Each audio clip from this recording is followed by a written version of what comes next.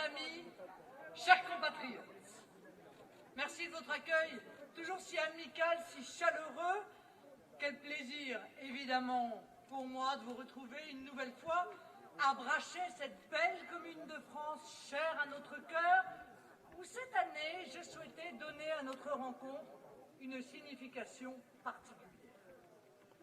J'ai pris mes distances pendant quelques mois, avec le commentaire futile du quotidien, pour me concentrer sur les sujets essentiels et rencontrer les Français. En cette rentrée, c'est à vous que j'ai voulu réserver mes premières paroles publiques.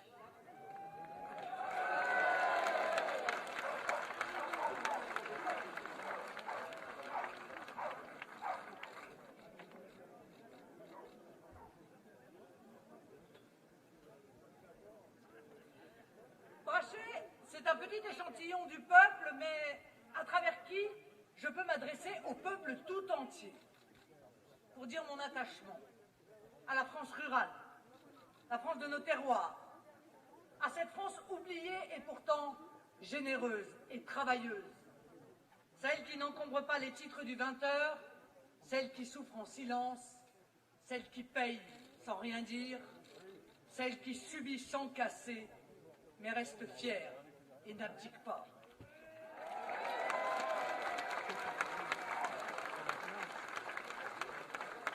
À cette France sans voix, mais pas sans courage, cette France de l'âme et du cœur, cette France des oubliés, et j'irais même jusqu'à dire cette France des abandonnés, que les élites autoproclamées se complaisent à ne pas voir, ou pire, regardent avec une insupportable condescendance. Cette France qui conserve en son sein le sentiment intact de la patrie, l'amour de notre culture, de notre belle nation.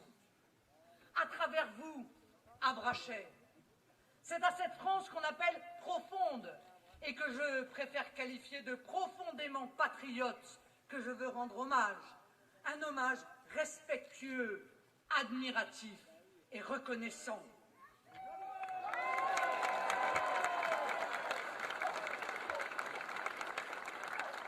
Nous le savons,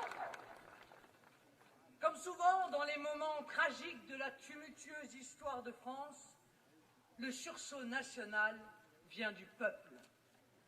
Or, aujourd'hui, la révolution silencieuse à laquelle nous assistons et qui parcourt la société n'émane pas des élites, mais des profondeurs du pays.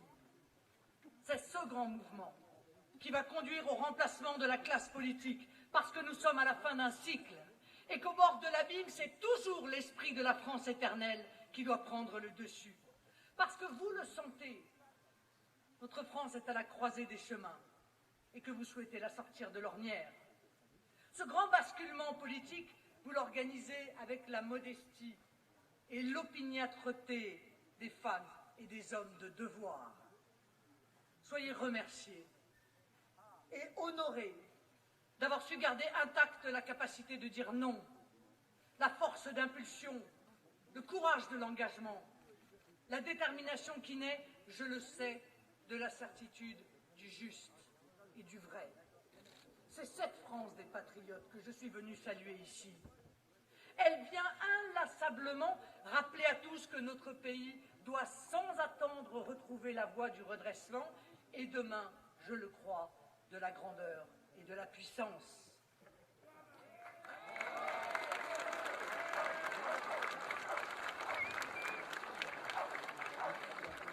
Ne nous y trompons pas, mes amis. La campagne présidentielle qui va s'ouvrir n'est pas comme les autres. Elle est d'une autre nature, parce qu'elle va mettre en jeu l'essentiel. Cette élection et donc les 8 mois qui nous en séparent vont décider du sort de notre nation. Non pas seulement pour les 5 ans qui viennent, mais sans doute pour beaucoup plus longtemps, peut-être même pour toujours. De notre engagement et de notre victoire ne dépend pas seulement une séquence politique temporaire, la gestion quinquennale de la Maison de France, mais le sort de notre pays en tant que nation, l'avenir de notre peuple, le sort de chacun d'entre nous.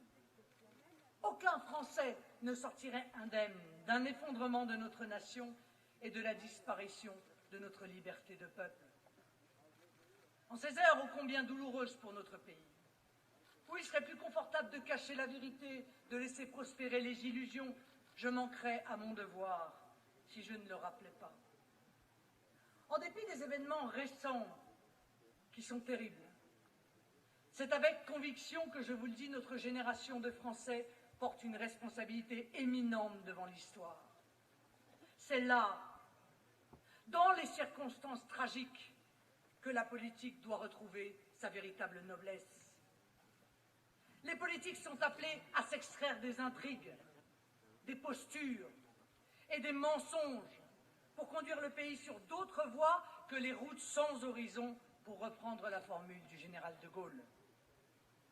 La gravité des événements que nous connaissons rend encore davantage dérisoires les chicaneries politiques, les errements personnels d'une classe politique souvent dévoyée ou les combinaisons de circonstances visant des gains électoraux immédiats. C'est de cela dont je m'extrais et dont je ne veux plus dans la vie politique française. Ces pratiques de la classe politique nous ont fait oublier que le rôle du politique réside d'abord et avant tout dans sa capacité à donner un sens à l'action publique et à conduire ainsi la communauté nationale dans un grand projet collectif. C'est le rôle que je m'assigne en tant que candidate à l'élection présidentielle de 2017.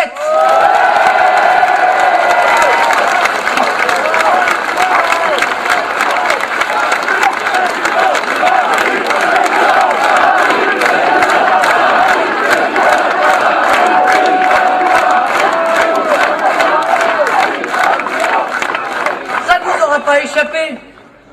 Les partis que l'on présente volontiers comme des partis de gouvernement, on a presque envie de sourire en le disant, sont en réalité des unions factices de boutiquiers sans envergure, les petits gestionnaires des affaires courantes sur ordre de Bruxelles, Berlin ou Washington, incapables de gouverner, incapables de présider.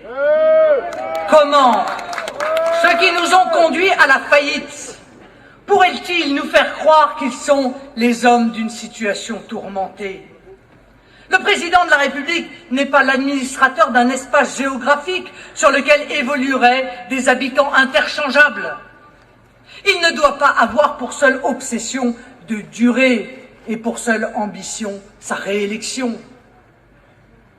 Présider la République, ce n'est pas davantage jouer le gardien d'un système de prébende qui profite à quelques-uns et ruine le plus grand nombre. Les revirements incessants, les promesses de changement, les mensonges d'État pour cacher les tristes bilans avec la pratique du traitement statistique des problèmes et du traitement exclusivement compassionnel des drames. Le choc d'ambition personnelle alimenté à coups de petites solutions proposées dans une sorte de foire aux rustines, sans cohérence, sans vision, les guerres d'ego et ces primaires qui décidément portent bien leur nom. Ce triste spectacle suffit. Trop de temps perdu depuis des décennies, trop de fausses alternances, trop de décisions qui allaient toujours dans le même sens, le mauvais, trop d'occasions ratées, trop de manque de courage, comme ce président qui, comme son prédécesseur, se défausse à propos des atteintes à la laïcité en déclarant, tel Ponce Pilate, ni provocation, ni stigmatisation, ce qui revient à ne donner aucun sens, aucune direction à l'action de l'État. Les lois de circonstances fleurissent depuis tant d'années au fil des faits divers pour donner dans la réaction l'illusion de l'action. Finalement, le pouvoir est toujours en retard sur la réalité qui court. Une réalité qu'ils ne perçoivent pas, une réalité qu'ils ne veulent pas voir, une réalité qu'ils trafiquent pour retarder le moment où il faut agir. La vérité, c'est qu'il faut donner un sens à l'action. Le pays n'est pas gouverné, il est abandonné. Le résultat est simple.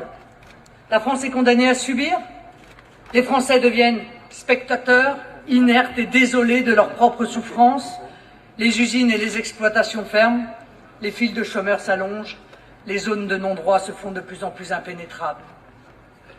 Pourtant, mes chers amis, rien de tout cela n'est inéluctable. Il faut croire en la politique, croire en l'État-nation. Regardez les Britanniques, ils ont eu ce courage. Contre tous les prophètes de malheur, ils ont choisi leur destin. Ils ont décidé de redevenir maîtres d'eux-mêmes et de quitter l'Union européenne. Ils ont fait le choix de l'indépendance. Au Royaume-Uni, une femme a accepté la charge de mener à bien le Brexit. Theresa May ne prend pas son poste de Premier ministre à la légère. Elle a entrepris de grandes réformes pour réindustrialiser son pays, pour améliorer l'éducation, pour rendre le système social plus juste. Vous le savez, ce référendum sur notre appartenance à l'Union européenne, je le ferai en France. Parce que vous avez le droit à la parole dans votre pays. Oui, mes amis, il est possible de changer les choses. Oui, un peuple peut décider d'emprunter une autre voie. Oui, la liberté peut encore nous guider. Français, nous pouvons, nous aussi, redevenir un peuple libre, fier, indépendant.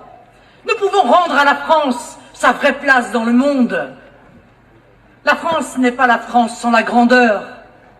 Cette grandeur, c'est l'objectif que nous nous fixons tous pour notre cher et vieux pays. La qualité de chef d'État ne se mesure pas à la capacité manœuvrière, toujours toxique. Elle ne se juge pas non plus à la démagogie facile qui émerge des pires dérives financières et politiques. Elle se définit par la capacité de porter pour le pays une grande vision, par la capacité d'agir non pour de petites raisons, mais pour une grande cause. C'est rendre à l'État sa souveraineté, pour qu'il redevienne le gardien de nos intérêts nationaux, qui sont nos intérêts vitaux.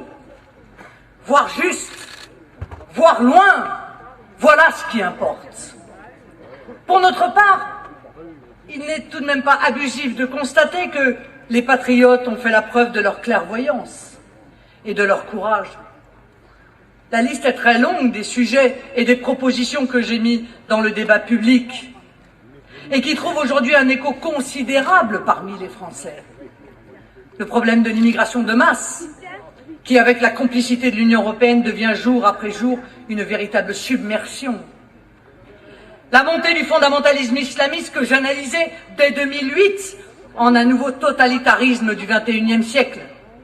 La laïcité, le communautarisme, la question des frontières. Souvenez-vous, en 2012, je demandais combien de Mohamed Merah parmi les migrants sous les huées du système.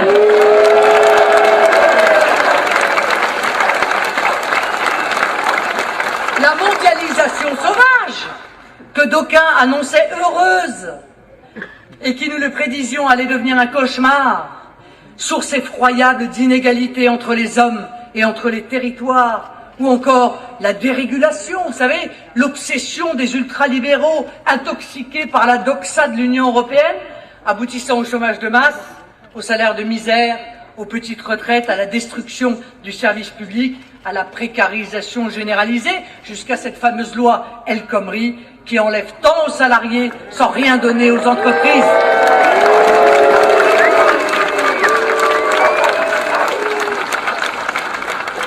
L'impératif du Made in France, c'est nous. La nécessité du protectionnisme intelligent et de la souveraineté monétaire. Le dumping social que nous avons dénoncé avec la sinistre directive détachement des travailleurs. La question de la nécessaire réindustrialisation de la France, au moment où tous nous expliquaient que la France devait devenir un pays de service. Ou encore celle de l'abandon prémédité de l'agriculture française. Permettez-moi d'ailleurs, compte tenu de l'actualité, d'en dire quelques mots.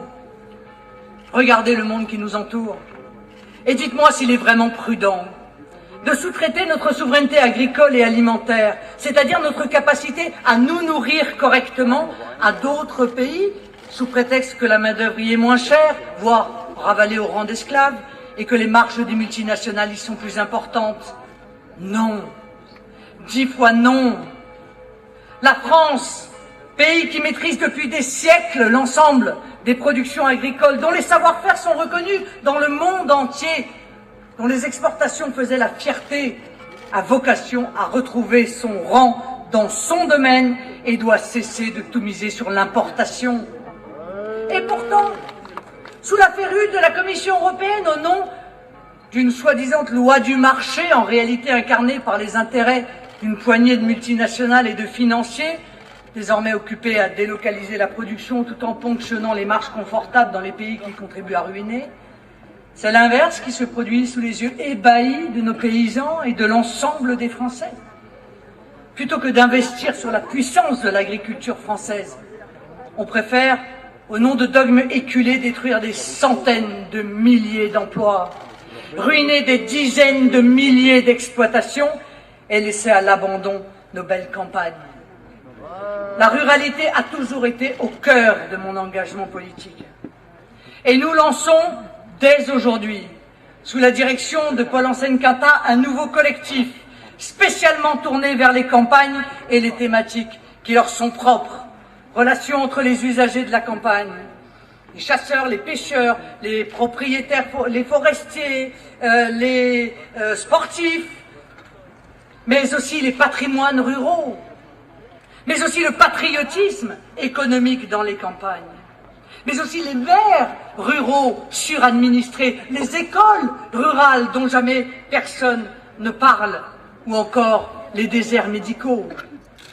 Ce collectif, baptisé « Vivre dans nos campagnes », sera une nouvelle illustration de notre attachement à la France des terroirs, qui est aussi bien souvent une France pleinement tournée vers l'avenir et qui aspire à décider de son destin. Mes chers amis, regardez à quel point nous avons besoin, en matière agricole aussi, de notre souveraineté. Quand un ministre français annonce qu'on stoppe les négociations sur le funeste traité transatlantique, un commissaire européen vient sèchement lui rappeler qu'il n'a pas son mot à dire et qu'il faut qu'on continue. Si je suis élu, non seulement le traité transatlantique sera mis à la corbeille, mais je récupérerai immédiatement notre indépendance commerciale.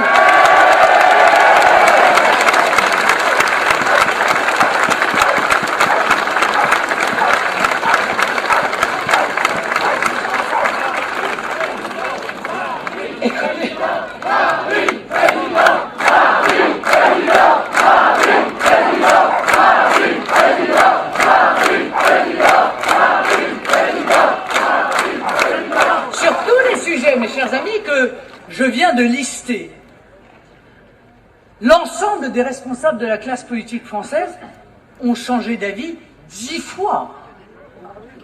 Essayer de comprendre leurs pensées finit par donner le tournis. Ils ont changé d'avis 10 fois et fait d'ailleurs systématiquement au pouvoir l'inverse de ce qu'ils promettaient pendant les campagnes électorales. Et ça ne les empêche pas, ils voudraient recommencer. Nous,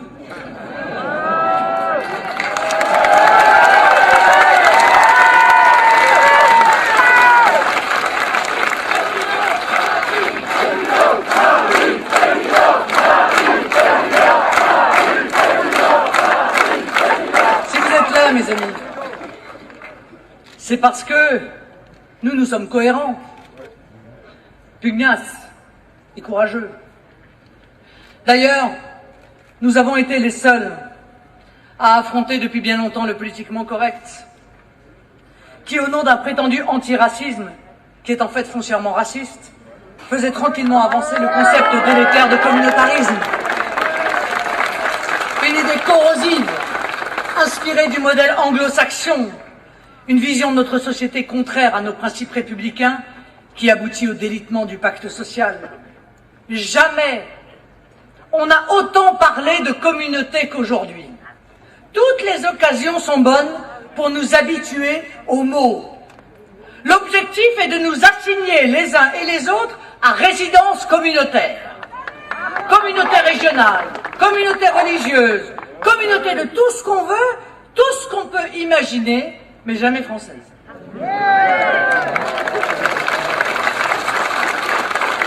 L'actualité, nous en donne beaucoup d'illustrations, plus révélatrices encore du concept de communauté.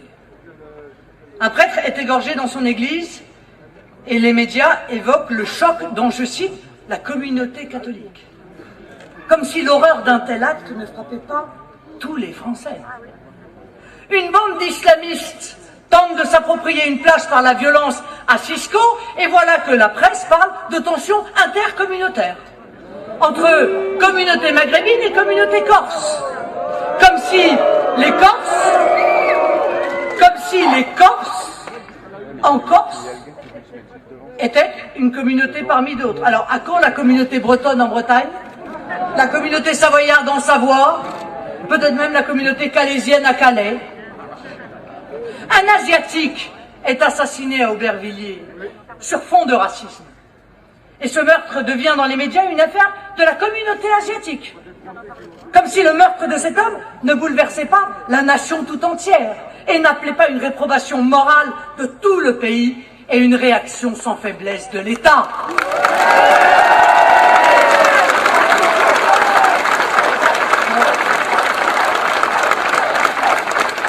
Le but est clair.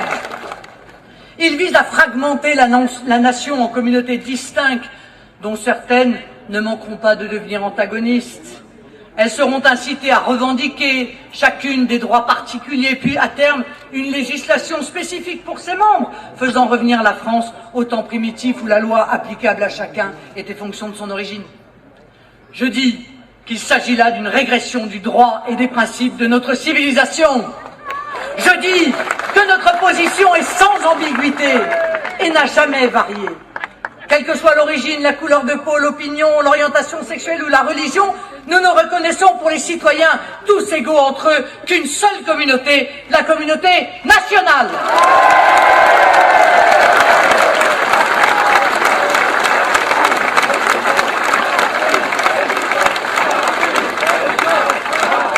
Rien pour les communautés, tout pour les citoyens. J'aurais envie de dire ça en paraphrasant le comte de Clermont-Tonnerre qui s'exprimait déjà à ce sujet en 1789. Il y a des années, j'avais proposé de graver ce principe dans notre Constitution. Et je le réclame de nouveau aujourd'hui, car il est plus que jamais d'actualité. La République ne reconnaît aucune communauté. Point barre.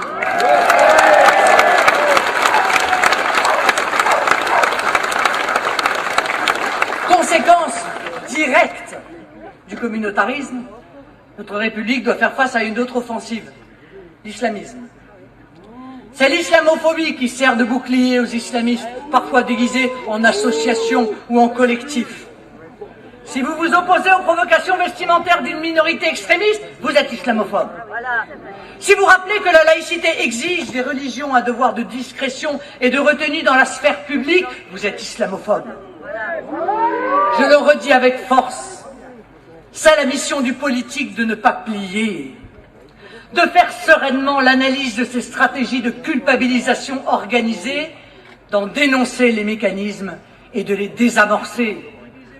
Or, comment ce qu'on appelle aujourd'hui la gauche pourrait-elle le faire, alors qu'elle reste irrémédiablement engluée dans ses lubies idéologiques et dans son clientélisme?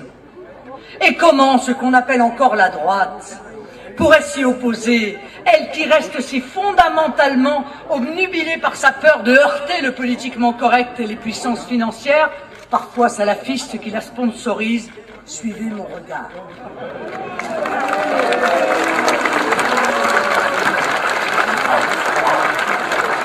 Sur la laïcité, aussi l'aveuglement idéologique de la gauche et de la droite n'est pas moins criant. Subverti par l'idée simpliste et injurieuse que nos compatriotes musulmans ne pourraient pas comprendre qu'on lutte contre l'islamisme, certaines élites tolèrent, voire justifient les dérives sectaires de l'islamisme radical. Ces provocations, ces outrances, ces revendications les plus folles, y compris celles contraires à toutes nos valeurs humaines. Je m'élève avec force contre cette idée insupportable. Et je rappelle cette évidence, pourtant si négligée aujourd'hui, que la femme est l'égale de l'homme, en tout point, partout, qu'elle a le même droit à la liberté, au même respect, à la même faculté de profiter du mode de vie français, à la plage, comme à l'école, dans la rue, comme dans l'entreprise.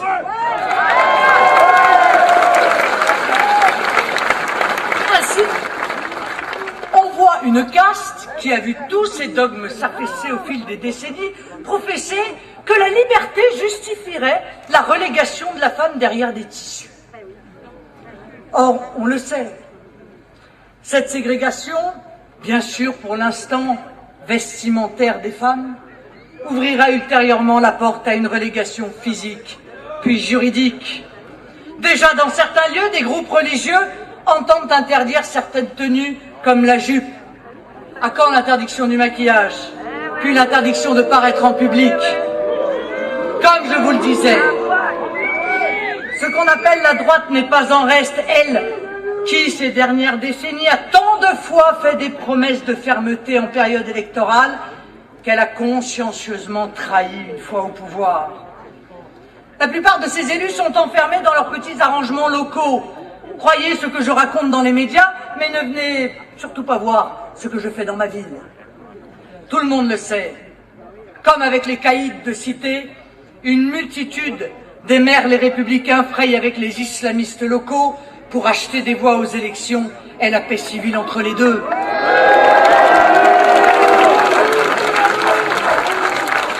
Et chez les dénommés républicains, qui oublient souvent de l'être, l'exemple vient d'en haut.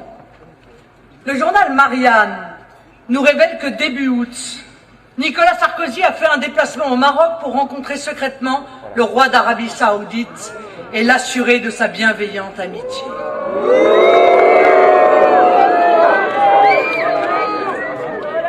Secrètement. En clair, Nicolas Sarkozy, qui se voudrait le champion médiatique de la lutte contre l'islamisme radical, a été faire allégeance au promoteur mondial du wahhabisme, c'est-à-dire la doctrine dont se réclament les plus obscurantistes, les plus radicaux, les organisateurs des pires provocations. Comment croire que les Français pourraient compter dans la lutte contre l'islamisme sur un personnel politique soumis aux Qataris ou aux Saoudiens?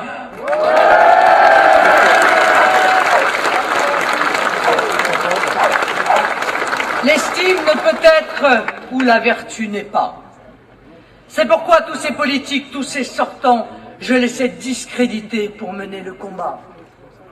Il y a dans l'attitude de nos dirigeants d'aujourd'hui ou d'hier, ni constance, ni clairvoyance, ni même, je le dis avec tristesse, loyauté, à l'égard des électeurs auxquels ils s'adressent, et pire, à l'égard de leur propre pays.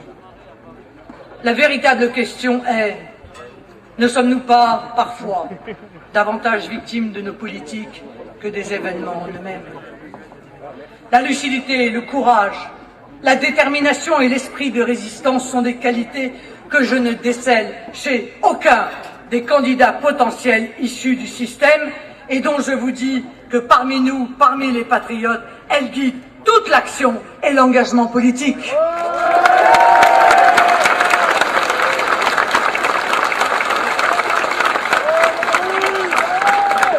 Le chef de l'État doit être un personnage capable de s'élever au-delà du subalterne, de se détacher des contingences pour voir loin, derrière l'horizon et déterminer le cap.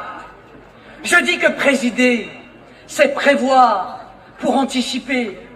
C'est refuser le prisme trompeur de la bien-pensance qui conduit au déni de réalité et donc à l'erreur d'appréciation.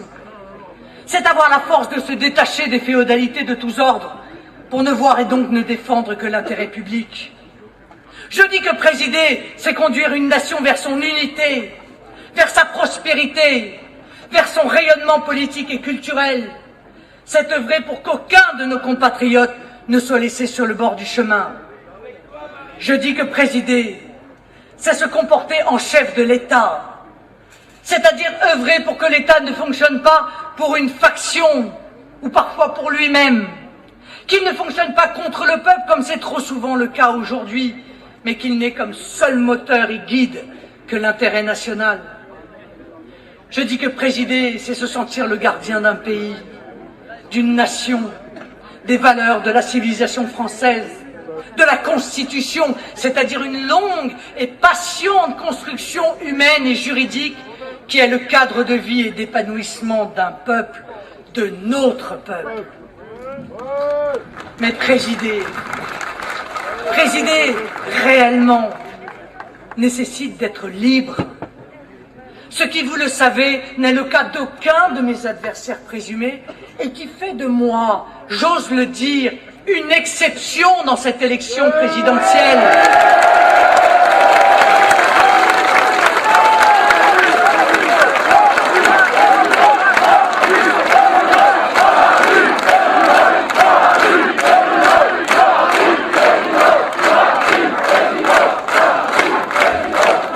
Je revendique une totale liberté, et ce n'est pas qu'un mot, car je suis libre par rapport aux puissances auxquelles se sont soumis les autres. Libre par rapport à l'argent d'abord, qu'il soit celui du Qatar, qui achète tout et tout le monde, ou celui des banques et des multinationales. Libre par rapport à l'Union européenne ou l'Allemagne qui la domine. Moi, je ne reconnais aucun pouvoir étranger sur le peuple français. Je ne crains ni n'ai jamais prêté allégeance à aucune puissance du monde dont je défends la nécessaire multipolarité. Libre par rapport aux médias. Je ne suis pas, vous le savez, dans la compromission avec les puissances médiatiques. Je ne me sens redevable de personne. Même pas de l'obligation de me faire aimer par eux. Libre aussi par rapport au bilan de cette classe politique. Tous mes adversaires ont contribué à l'effondrement de la France, souvent récemment.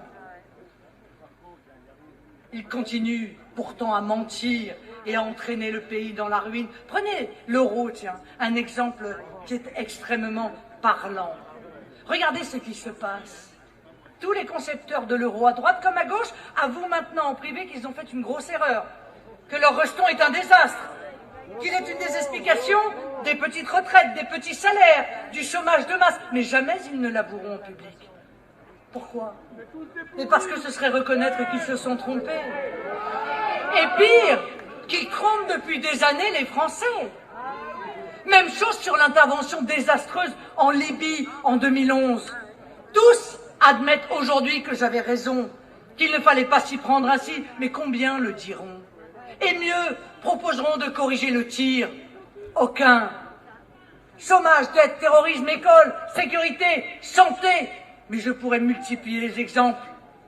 Tous sont liés à ce passé, traînent cette histoire personnelle comme un boulet. Et tous, au final, sont muselés par ce passé. Car comment porter un diagnostic clair quand on est soi-même responsable du désastre? Ce serait donc se renier personnellement. Ils ne peuvent remettre en cause un système qu'ils ont créé et qui les nourrit encore aujourd'hui. Finalement, tous ceux qui aujourd'hui se présentent sont en session de rattrapage. Ils espèrent que les Français oublieront leurs échecs, mais désolé, nous serons là pour les rappeler.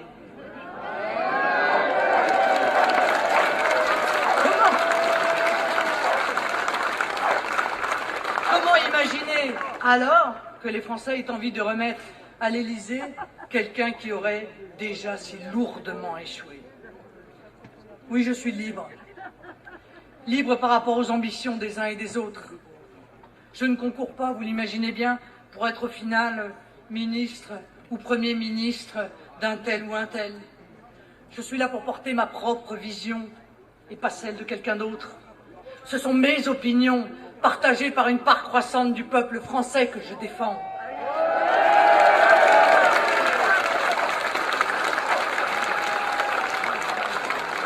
Finalement, je dis que le chef de l'État ne doit avoir qu'une seule boussole, le peuple français, son intérêt dans tous les domaines. Notre projet est fondé sur le rejet de l'individualisme et du tout argent, sur le refus d'asservir l'homme à une logique exclusivement consumériste, portée par des multinationales avides qui en feraient un être interchangeable, un être dont la seule raison d'être et de vivre serait de produire et de consommer ou d'être au chômage. Notre projet tourne le dos à l'éphémère, au superficiel, à l'apparent, pour privilégier le durable, le sincère. Il est fondé sur l'amour d'un pays et d'un peuple, la passion d'une langue et d'une culture, la sensibilité pour une histoire, et pour ces petites choses qui font au quotidien ce que nous sommes. Notre projet est fondé sur ce lien affectif, populaire, qui unit ses membres de manière solidaire, désintéressée et irréductible. C'est l'affection qui nous fait refuser la violence sociale et la mise en place d'un système économiquement injuste qui laisse des millions de Français sur le bord de la route, qui laisse nos pauvres, nos personnes âgées mal soignées et notre école dans une situation indigne. C'est la raison qui nous fait refuser l'aberration du droit du sol, qui relègue notre nationalité à une simple situation administrative, indépendamment de tout attachement à la communauté française, de toute solidarité nationale, de toute volonté de partager ensemble une communauté de destin. Notre conception de la nation n'est pas fermée, mais elle est exigeante, parce qu'elle suppose parfois certains renoncements pour se fondre dans un même et fraternel ensemble. Notre modèle à nous est celui de l'assimilation, qui fait obligation aux nouveaux Français de se plier aux règles de vie de la communauté nationale qui les accueille, d'abandonner certaines allégeances incompatibles, de se fondre par leur comportement et leurs valeurs dans le creuset national. Condition incontournable pour s'épanouir dans ce magnifique projet toujours renouvelé que constitue la nation française. Dans les considérations, Montesquieu, parlant de la chute de Rome, écrit à propos de la généralisation de la citoyenneté romaine accordée à tous, y compris aux ennemis de la cité. La ville déchirée ne forma plus un tout ensemble. Et comme on n'en était citoyen que par une espèce de fiction, qu'on n'avait plus les mêmes magistrats, les mêmes murailles, les mêmes dieux, les mêmes temples, les mêmes sépultures, on n'eut plus le même amour pour la patrie, et les sentiments romains ne furent plus. Faute de pouvoir revendiquer une communauté de destin, les promoteurs du communautarisme se barricadent désormais dans la dernière tranchée sémantique qui leur reste, le vivre ensemble. Formule magique, mais qui se révèle à l'analyse autant un programme minimum qu'une imprécation vaine et dans certains cas un cri désespéré. Navré, mais le vivre ensemble, c'est un peu d'ailleurs comme la France apaisée. Ça ne se décrète pas plus que l'affection, l'amour ou le sentiment d'appartenance, mais ça se construit. Dans une nation, cela devrait aller de soi. Être obligé de le réclamer, je le crois, est un signe grave de délitement. Notre modèle à nous est celui du respect de chacun. Français comme étrangers ont droit à la protection sur notre territoire. Loin des embardées médiatiques que l'on a constatées après les terribles événements de l'été, les circonstances exigent plus que jamais sang-froid, maîtrise et une souveraine sérénité qui est la véritable marque de l'autorité. Tout autre comportement est irresponsable, comme l'est le refus d'agir, car il mène, et vous l'aurez bien compris, aux tensions et aux affrontements. Le chemin que je propose est celui de l'apaisement par l'autorité. Contre le système qui sacrifie la sécurité et la liberté, nous choisissons la loi, l'ordre, la République.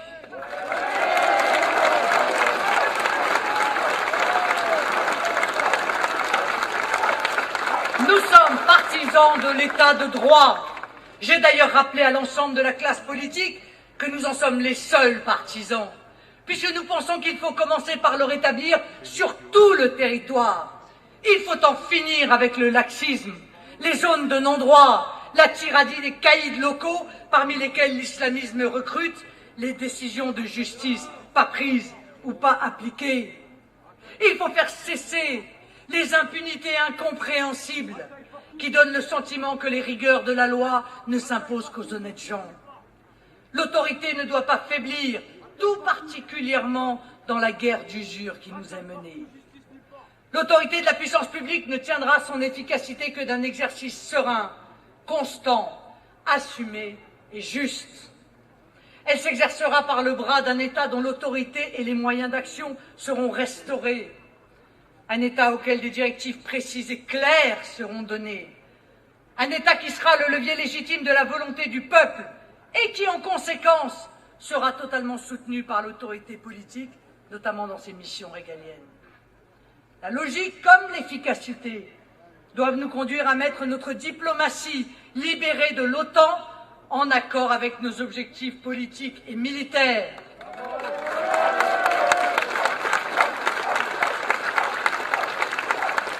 La parole publique doit retrouver sa crédibilité. Nos valeurs fondatrices ne doivent plus être abandonnées à des marchandages ou piétinées au nom d'injustifiables arrangements. Ces faiblesses, ces reniements, ces concessions improbables, nos enfants auraient à les payer trop cher. Pour chacun des citoyens, la meilleure arme contre le terrorisme, c'est le bulletin de vote. C'est lui qui va permettre de changer ces gouvernements dépassés et ces présidents irrésolus, faibles et insincères. Vous l'avez compris, le redressement de notre pays dans tous les domaines, économique, social, pénal, institutionnel, diplomatique, ne tient pas seulement à des mesures ponctuelles, inventées sous le coup de l'émotion ou de la compassion. Elle procède d'une démarche générale de mise en ordre et de mise en cohérence. La reconquête des cœurs, des esprits, comme celle de notre indépendance, de notre souveraineté nationale, des territoires perdus de la République, passe par une révolution intellectuelle qui incite à cultiver, avec le respect des autres peuples, la fierté de ce que nous sommes, de notre histoire, de notre culture, mais aussi de notre génie national, de nos capacités scientifiques, industrielles, commerciales, qui sont sans limites. C'est tout un modèle qu'il nous faut certainement se réapproprier, mais aussi peut-être parfois redessiner, et s'il le faut encore, parfois réinventer. J'y suis prête, nous y sommes prêts. Tout au long de cette année électorale, je continuerai de détailler ce projet collectif de redressement de la France. Élu, je le mettrai en œuvre avec le peuple et pour le peuple.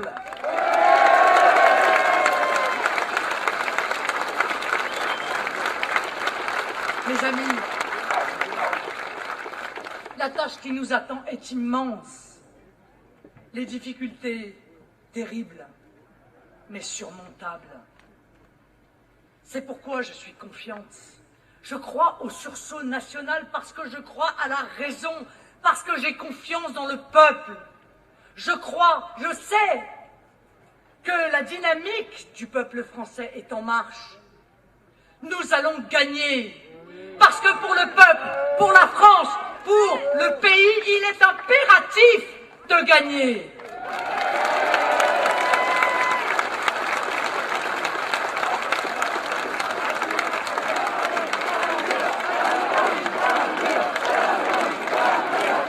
Le temps, mes amis, le temps est à l'unité nationale. Non pas derrière ceux qui ont failli et représentent un ordre ancien qui a préparé la situation que nous vivons, mais derrière des forces neuves, des forces vives, des forces intègres, les forces patriotes que j'ai l'honneur de conduire. De Brachet la clairvoyante, de Brachet la courageuse. J'appelle tous les Français de tous horizons qui ont notre pays à cœur et veulent le mettre sur la voie de l'espérance à me rejoindre. La bataille que nous allons mener est la plus belle et la plus grande des batailles. C'est la bataille pour la France. Vive Brachet! Vive la République! Vive la France!